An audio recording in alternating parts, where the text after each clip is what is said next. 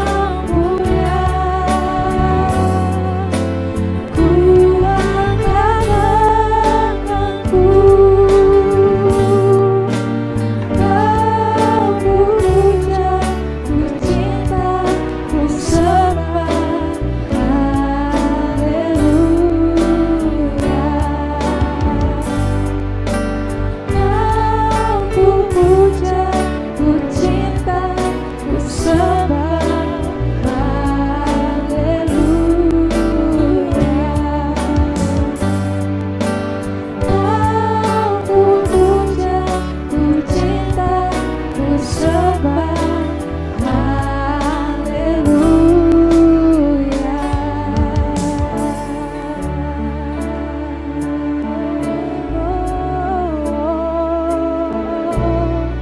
Kami sembah Kau, Kau yang hati kami dengan pengucapan syukur. Terima kasih Tuhan.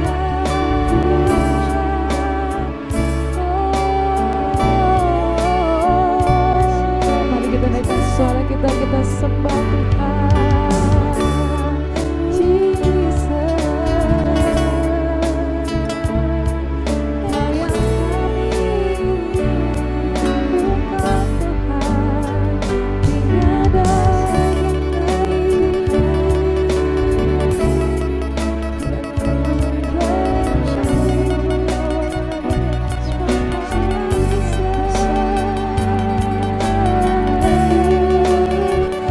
Kami bersyukur Tuhan, sebab kami punya Allah seperti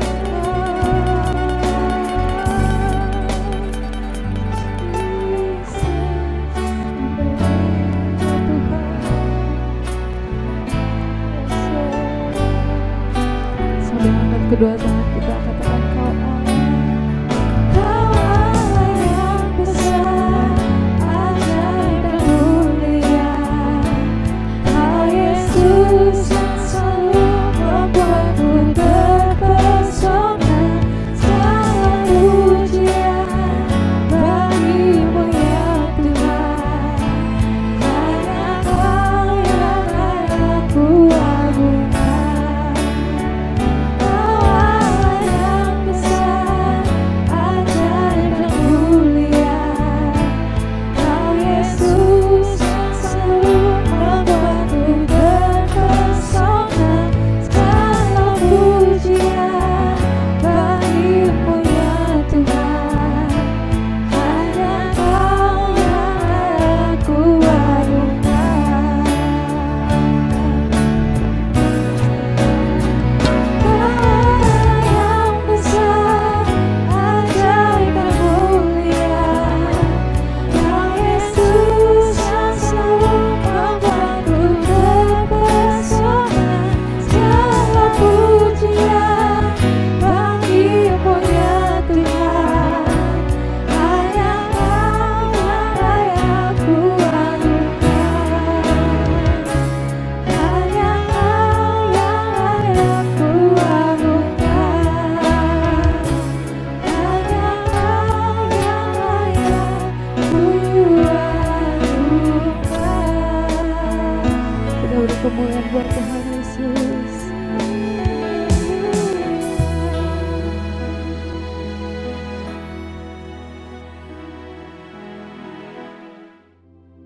Shalom semuanya.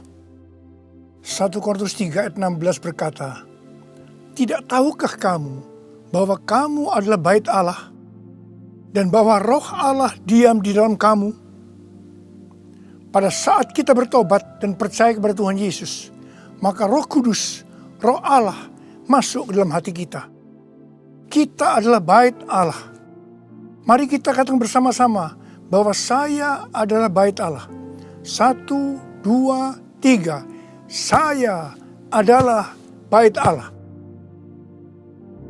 Sesuai dengan Roma 8 ayat 2, bahwa roh yang memberi hidup, yang ada di dalam kita, telah memerdekakan kita dalam Kristus dari hukum dosa dan hukum maut. Pada tanggal 17 Agustus 2020, kita merayakan ulang tahun kemerdekaan Republik Indonesia yang ke-75. Seperti Tuhan memberikan kepada kita kemerdekaan, yaitu merdeka dari penjajahan hukum dosa dan hukum maut. Maka Tuhan sudah memberikan kemerdekaan bagi Indonesia dari segala bentuk penjajahan. Dirgahayu Republik Indonesia.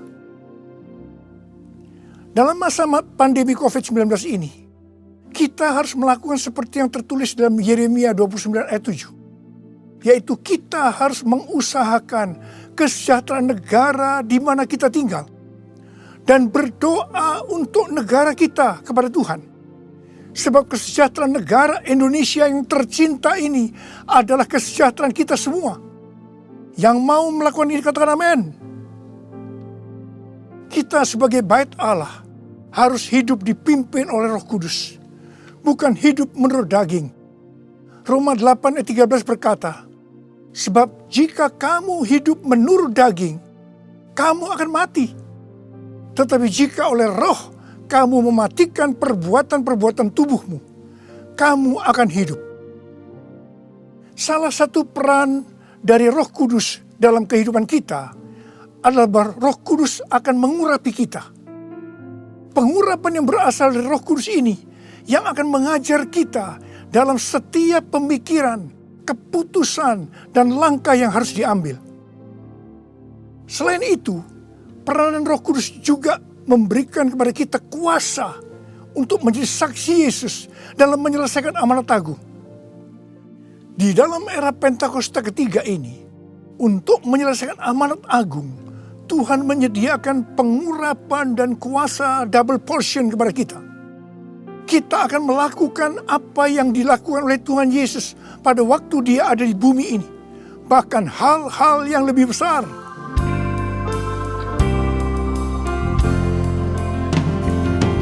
Anointing, fall on me.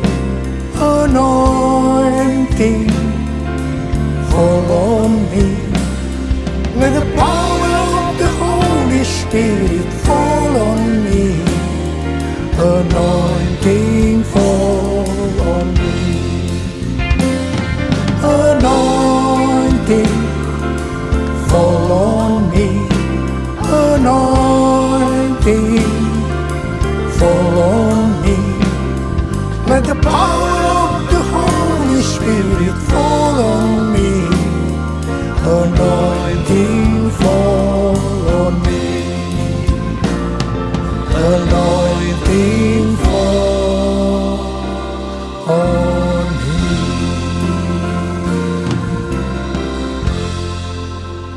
Daud adalah seorang yang sangat mengasihi Allah. Daud merindukan untuk mendirikan bait Allah. Tetapi Tuhan tidak mengizinkan karena Daud seorang prajurit yang banyak menumpahkan darah.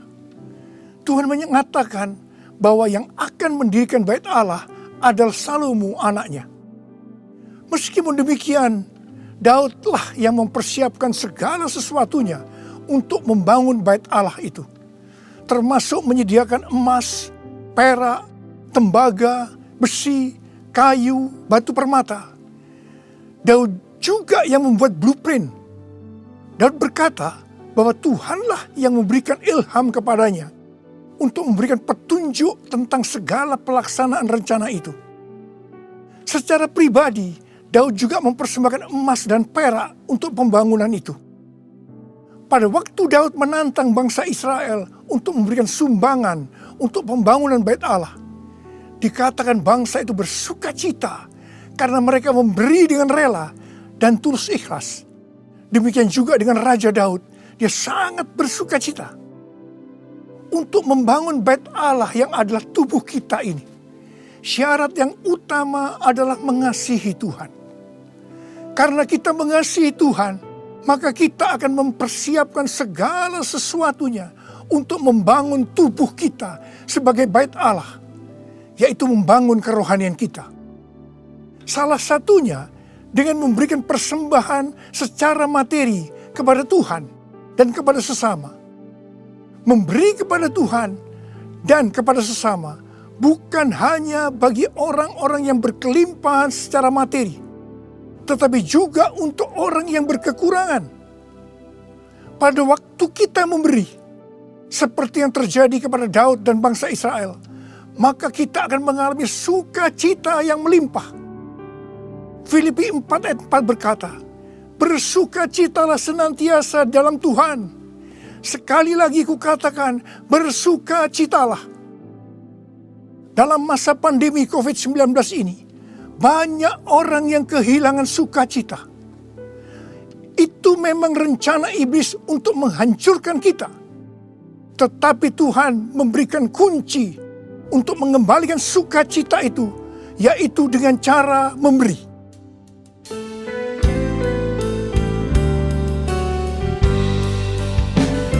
Jadikan aku bait suci-Mu yang kudus dan yang tiada bercela. Jadikan aku mezbah doa-Mu bagi keselamatan bangsaku, bagi keselamatan bangsaku.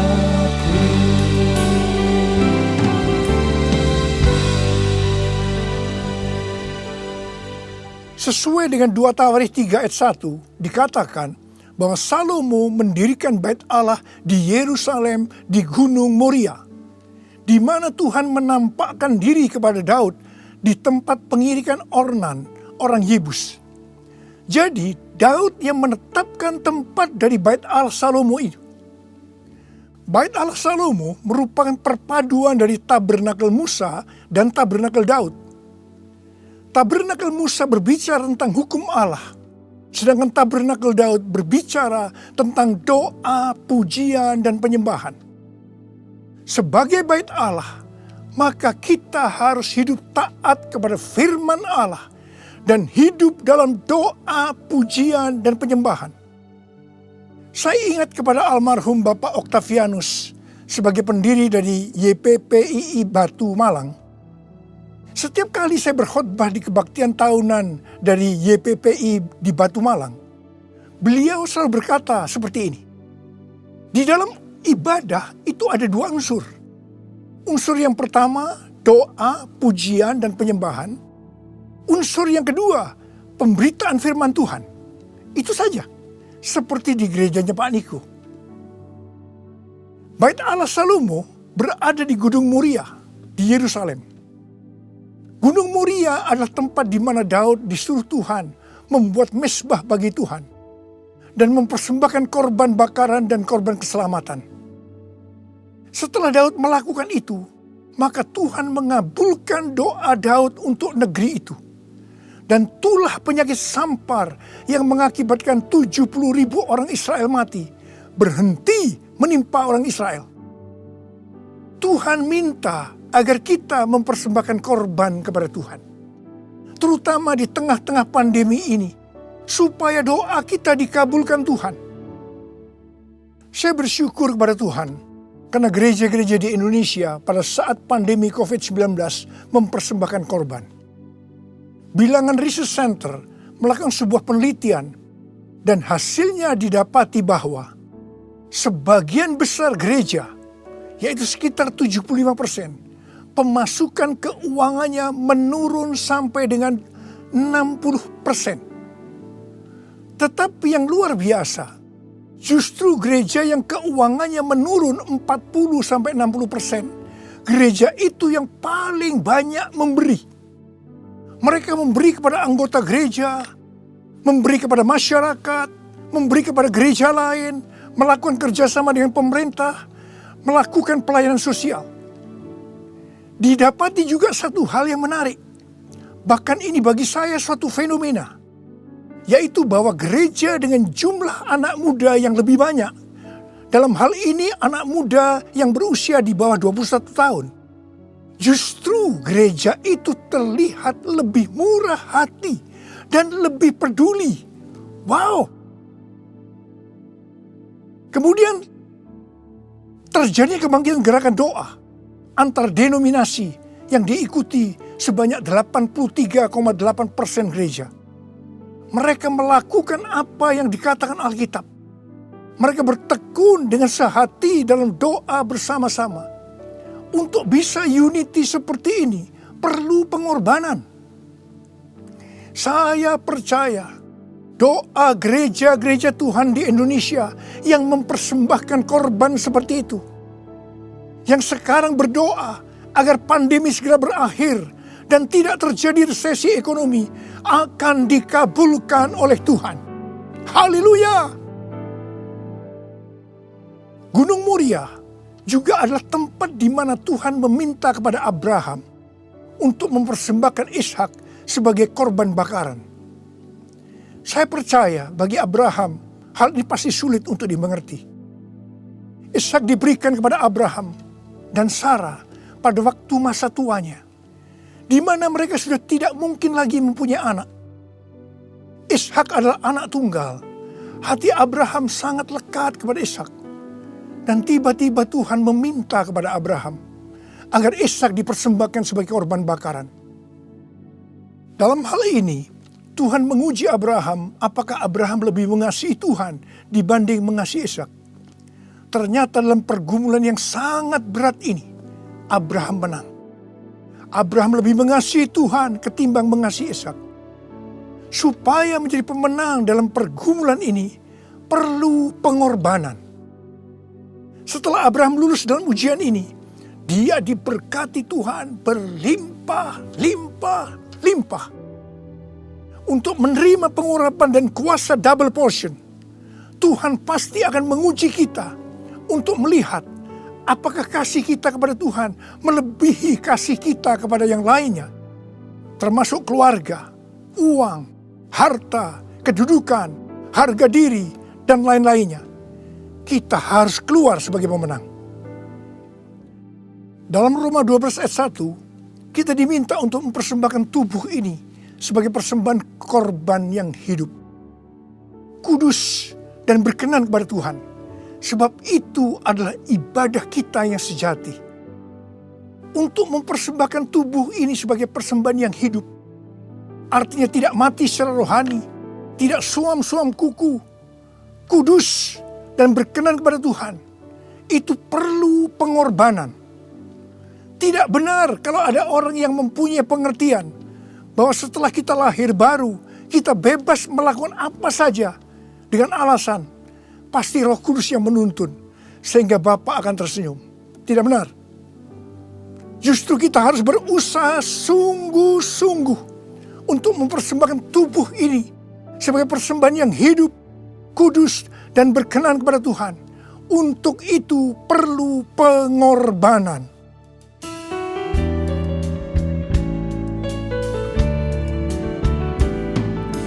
Bapa, ku persembahkan tubuhku sebagai persembahan yang hidup, kudus, dan yang berkenan padamu, sebagai ibadah yang sejati. Ku sembahkan Tuhan, ku sembahkan Tuhan, ku serahkan hidupku kepadamu untuk kemuliaan nama-Mu, untuk kemuliaan nama-Mu.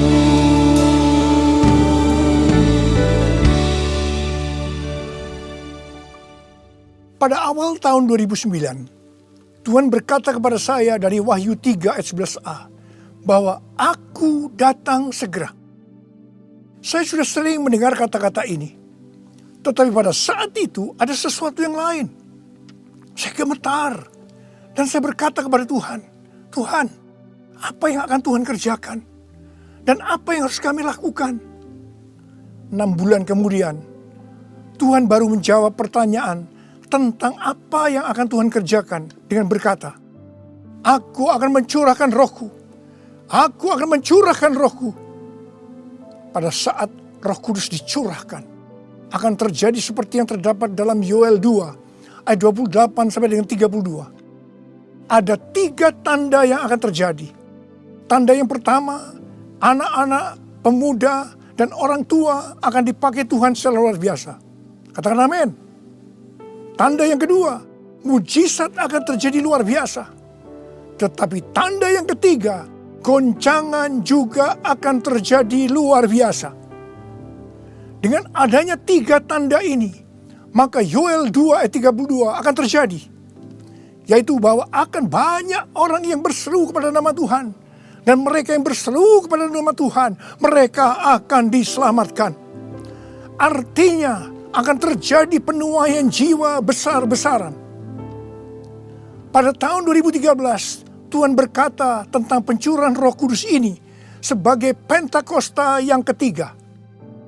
Ini sesuai dengan nubuatan William Seymour pada tahun 1909, yaitu kira-kira 100 tahun ke depan, yang berarti pada zaman now akan terjadi pencurahan Roh Kudus yang luar biasa, yang melebihi pencurahan Roh Kudus di Azusa Street. Sejak saat itu saya terus-menerus memperkatakan tentang hal ini. Siapa yang mengira bahwa goncangan yang terjadi pada tahun 2020, pada waktu era Pentakosta ketiga, ini adalah pandemi COVID-19. Di sini jelas bahwa pandemi COVID-19 ada hubungannya dengan aku datang segera. Pada waktu Tuhan Yesus ditanya oleh murid-muridnya, apa tanda kedatanganmu dan tanda kesudahan dunia ini? Tuhan Yesus menjawab dari Matius 24 ayat 4 sampai dengan 14, yang juga terdapat dalam Lukas 21 ayat 8 sampai dengan 19, yang intinya akan terjadi. Yang pertama, goncangan terhadap orang percaya. Yang kedua, goncangan terhadap semua orang yang di bumi. Yang ketiga, pemberitaan Injil di seluruh bumi.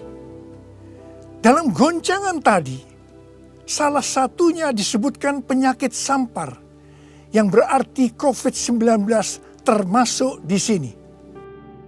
Jadi, pandemi COVID-19 ini adalah bagian dari tanda-tanda kedatangan Tuhan Yesus untuk kali yang kedua.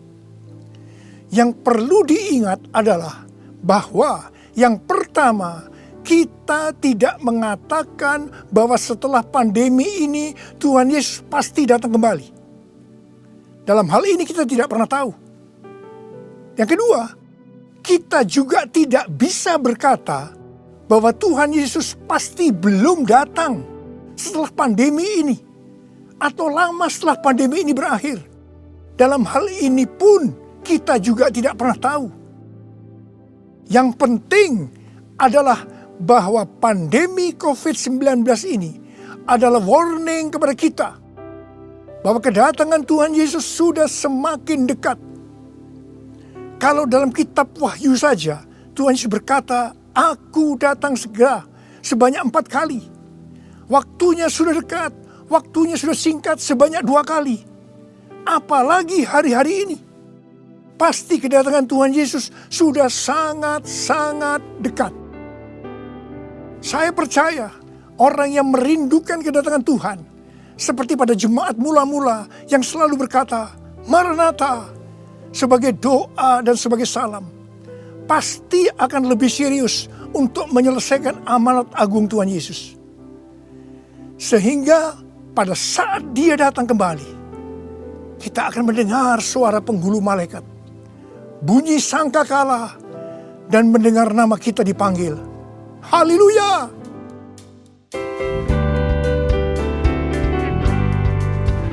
Kalau bunyi sangkakala, kalau bunyi sangkakala, kalau bunyi sangkakala, kalau namaku dipanggil ku ada, kalau namaku dipanggil ku ada. Siapa yang percaya pada saat nama kita dipanggil, kita akan mendengar panggilan itu? Sebelah angkat tangan. Mari, saudara yang percaya, nyanyikan lagu ini bersama saya. Tak lama lagi kita bertemu Tuhan. Tak lama lagi kita bertemu Tuhan. Amin. Tak lama lagi kita bertemu Tuhan. Haleluya, haleluya, kita bertemu Tuhan. Haleluya. haleluya, haleluya, kita bertemu Tuhan.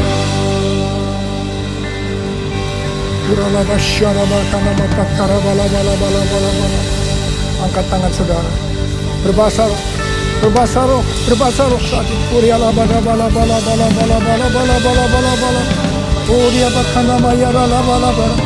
Oh Yesus, Yesus, tidak lama lagi kami akan bertemu dengan Kau Tuhan.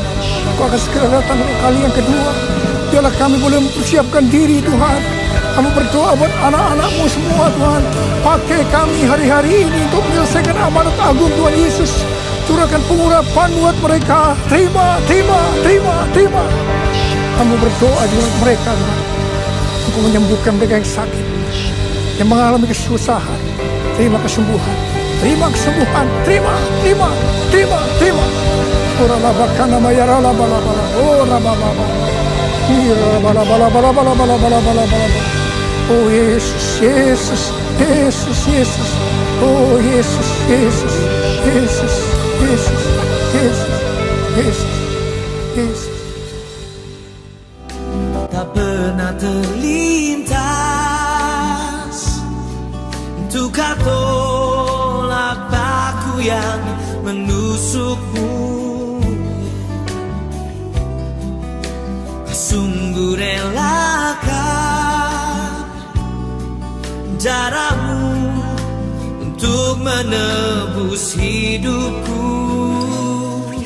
Betapa mencintaimu dan pengorbananmu. Kasihmu sungguh terbesar, kau rela disiksa untukku, disalib bagiku. Sungguh kasihmu termegah, betapa mencintaimu dan pengorbananmu. Kasihmu sungguh terbesar, kau rela disiksa untukku, disalib bagiku. Sungguh kasihmu termegah untukku. Mari saudara-saudara, kita akan masuk dalam perjamuan kudus. Kita akan mengingat ayat ini. Sebab setiap kali kamu makan roti ini dan minum cawan ini, kamu memberitakan kematian Tuhan sampai Ia datang. Perjamuan kudus adalah perjamuan Tuhan Yesus sendiri. Setiap kali kita masuk dalam perjamuan kudus, Tuhan Yesus selalu berkata begini, biarlah ini menjadi peringatan akan daku. Karena itu, mari arahkan hati saudara kepada kebaikan Tuhan. Kita akan mengingat kebaikan Tuhan. Mari tundukkan kepala. Tuhan, siapakah kami ini sebelum kami mengenal Engkau? Kami ini semua orang berdosa. Upah dosa adalah maut, mati. Tapi Engkau yang tidak berdosa telah dijadikan dosa oleh karena kami semua. Engkau harus turun dari sorga mulia, mati ganti kami dengan penderitaan yang luar biasa. Sungguh kalau kami pikirkan Tuhan, betapa baiknya Engkau itu. Engkau jadikan kami sebagai anak-anak-Mu. Engkau tuntun, Engkau bela, Engkau berkati, Engkau lindungi kami. Engkau juga tegur kalau kami salah. Engkau sembuhkan kami Tuhan. Itu Engkau ya Aba. Itu Engkau ya Aba. Tuhan terima kasih. Terima kasih. Saudara-saudara, Tuhan akan memberkati saudara melalui perjamuan kudus ini. Tapi Tuhan mau kita makan dan minum perjamuan kudus dengan cara yang benar. Karena itu masing-masing. Sekarang introspeksi. Lihat keadaan dirimu masing-masing.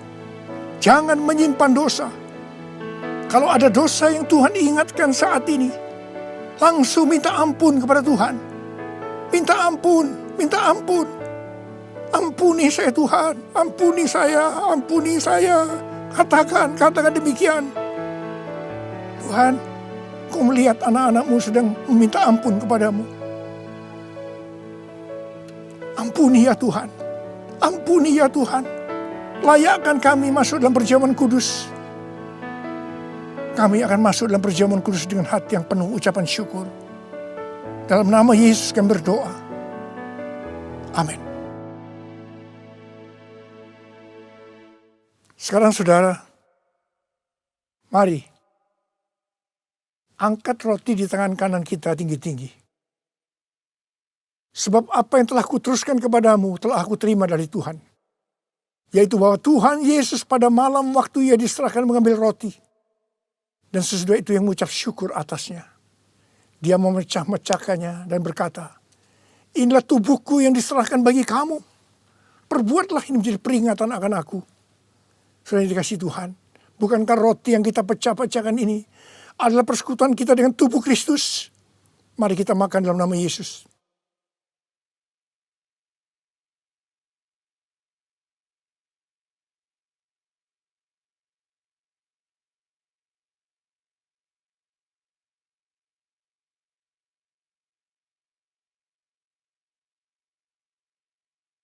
Sekarang angkat cawan di tangan kanan saudara tinggi-tinggi. Demikian juga ia mengambil cawan sesudah makan lalu berkata, cawan ini adalah perjanjian baru yang dimeteraikan oleh darahku. Perbuatlah ini. Setiap kali kamu meminumnya menjadi peringatan akan aku.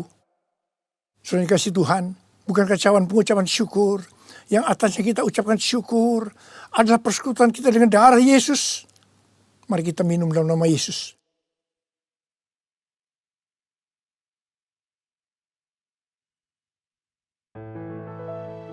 Oh, rarabasyandara kana mata karabar. Mari angkat tangan saudara. Ucapkan syukur. Ucapkan syukur dengan suara, jangan diam. Tuhan, terima kasih ya Tuhan. Terima kasih ya Tuhan. Terima kasih ya Tuhan. Terima kasih.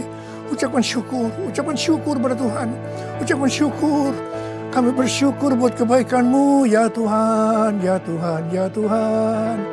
Kami bersyukur. Kami berterima kasih kepadamu ya Tuhan. Terima kasih Yesusku, terima kasih Yesusku.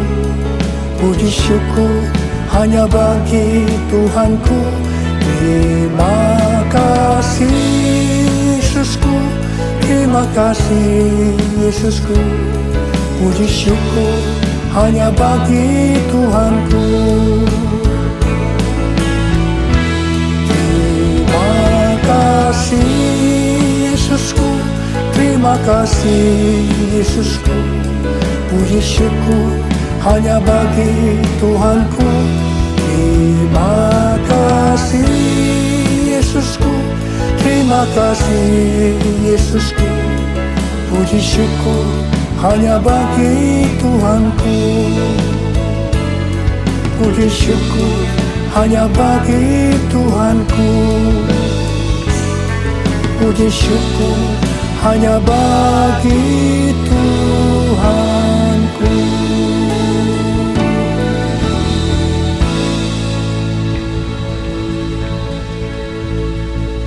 Terimalah berkat Tuhan. Kasih karunia yang berlimpah-limpah daripada Allah Bapa dalam anak yang tunggal Yesus Kristus. Persekutuan yang manis dengan Roh Kudus menyertai saudara sekalian mulai hari ini sampai Yesus datang menjemput kita di awan-awan dan bahkan sampai selama-lamanya. Yang percaya bersama-sama katakan amin.